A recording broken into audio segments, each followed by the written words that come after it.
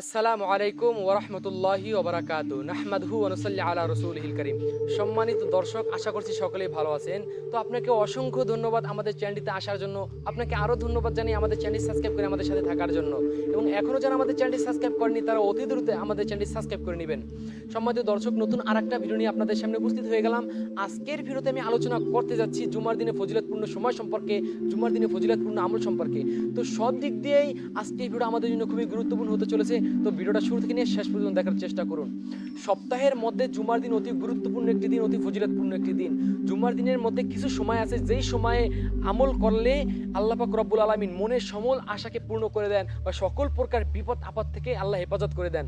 তো তার মধ্যে অতি গুরুত্বপূর্ণ একটি সময় হলো দোয়া কবুলের একটি সময় হলো জুমার দিন আসরের পর থেকে নিয়ে মাগরিব পর্যন্ত।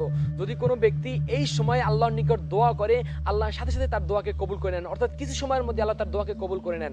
তো আজকে আমি একটা আমলের কথা বলবো। যদি কোনো ব্যক্তি দিনে অথবা রাত্রে, সব থেকে ভালো হয় আছরের পরে, যদি এই আমলটা কোনো ব্যক্তি করে নিয়ম অনুসারে, তাহলে আল্লাহ পাক রব্বুল আলামিন তাকে সকল বিপদ আপদ থেকে হেফাজত করবেন। অর্থাৎ আমরা অনেকে দুনিয়াতে ঋণগ্রস্ত আছে, আল্লাহ তাকে ঋণগ্রস্ত থেকে হেফাজত করবেন। অনেকে অসুস্থ থেকে আল্লাহ তাকে অসুস্থ থেকে হেফাজত করবেন। দুনিয়াতে বসা সমস্ত প্রকার ফেতনা ফাসাদ, সমস্ত প্রকার বিপদ আপদ থেকে আল্লাহ এই আমলটি নিয়ম অনুসারে করতে পারলে হেফাজত করবে। তো চলুন সেই আমলটির কথা বলবো। আপনারা স্ক্রিনের উপর একটা সূরা দেখতে পাইতেছেন। তো সেটা অর্থাৎ ফাতিহা সূরা। বলা হয়েছে কোরআনের মধ্যে যত রহমত, যত আমলওয়ালা সূরা আছে তার মধ্যে থেকে অন্যতম একটি সূরা হলো সূরা ফাতিহা।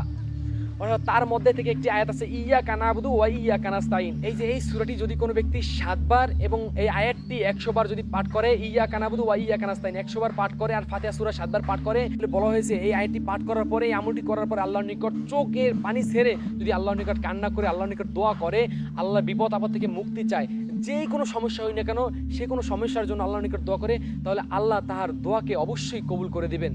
যদি চোখের পানি একবার আল্লাহর নিকট ফেলতে পারি, আমরা ফেলানোর মতো ফেলতে পারি, তাহলে আল্লাহ অবশ্যই আমাদের সকলের মনে সকল প্রকার বিপদ আপদ থেকে আমাদেরকে হেফাজত করবেন।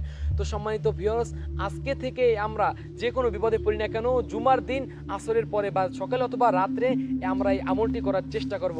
আল্লাহ আমাদের সকলকে তৌফিক দান করুক। অবশ্যই ইনশাআল্লাহ আল্লাহ আমাদের সকল বিপদ আপদ থেকে মুক্ত করবেনই। তো ভিউয়ার্স, আজকের ভিডিওটি এতটুকুই। যদি আপনাদের কাছে আমাদের ভিডিওটি ভালো লাগে তাহলে অবশ্যই একটি লাইক দিবেন, আর যারা নতুন আসছেন অবশ্যই আমাদের চ্যানেলটি সাবস্ক্রাইব করে আমাদের সাথে থাকবেন। তো ভিউয়ার্স, পরবর্তী দেখা হচ্ছে নতুন কিছু নিয়ে, নতুন কোনো ভিডিও নিয়ে।